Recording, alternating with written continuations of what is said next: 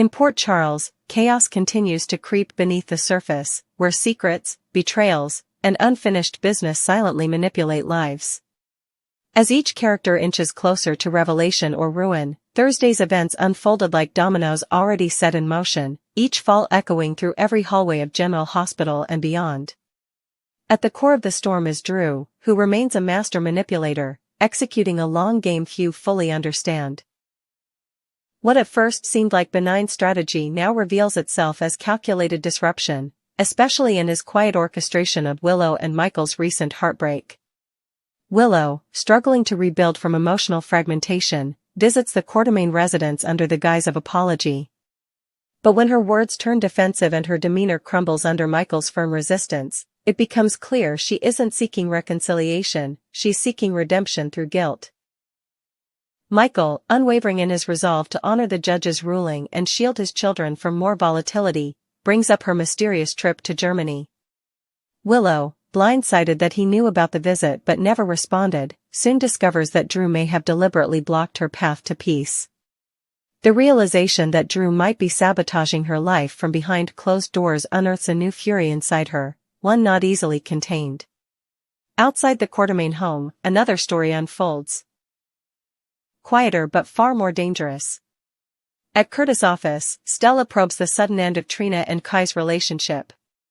Curtis, though sympathetic, refuses to unveil the truth, aware that the real reasons are tied to a tangled mess of secrets and schemes involving Port Charles's murkier corners. Stella, frustrated and worried, pleads with him to step back from interfering altogether if he won't fix it. Curtis listens, but beneath his calm response lies an unease, one that will only grow as he finds himself increasingly entangled in the consequences of the city's most dangerous players.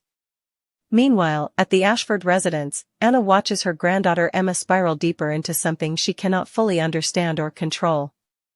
Emma's growing fixation on Professor Dalton, the enigmatic man with a checkered past, raises alarms, particularly when she and Gio speed off together into uncertain terrain. Anna, always sharp and trained in the subtleties of espionage, fears that Emma may already be walking into a trap masked as academic intrigue. Dante arrives just as Gio and Emma depart, and Anna wastes no time bringing him into the loop.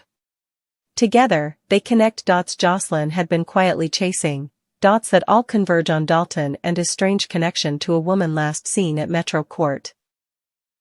The more they uncover, the more Anna fears her granddaughter has stumbled upon a high-level WSB mission or worse, something independent, unsanctioned, and lethal. With Emma's curiosity exceeding her caution, Anna tasks Dante with digging deeper into what Dalton is doing and how far his reach might extend.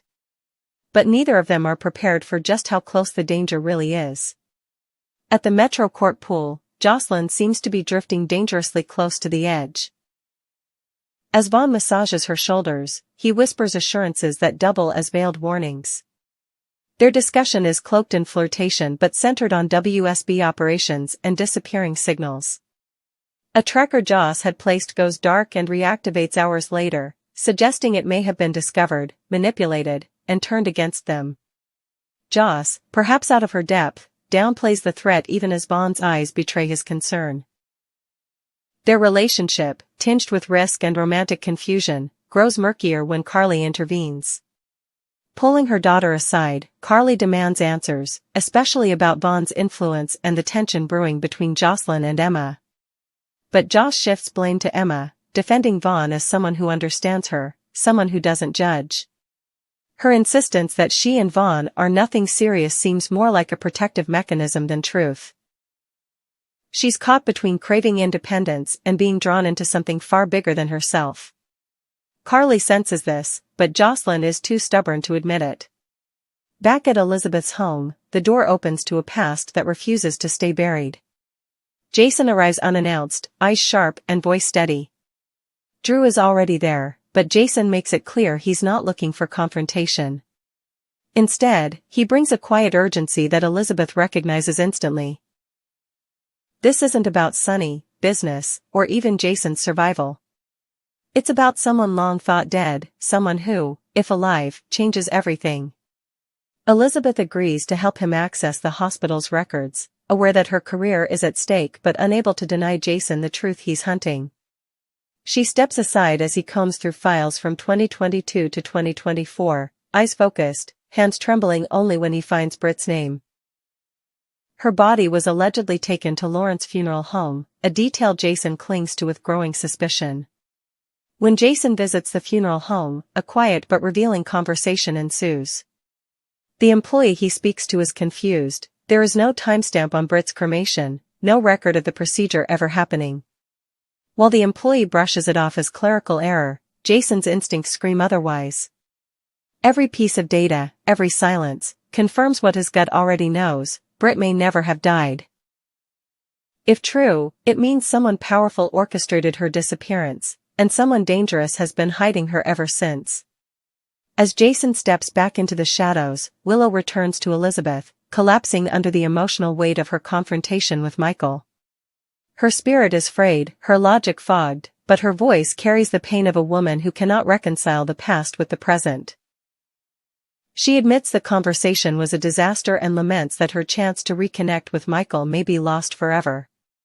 Elizabeth listens quietly, aware that healing isn't just about reconciliation, it's about confronting one's own choices and accepting the consequences.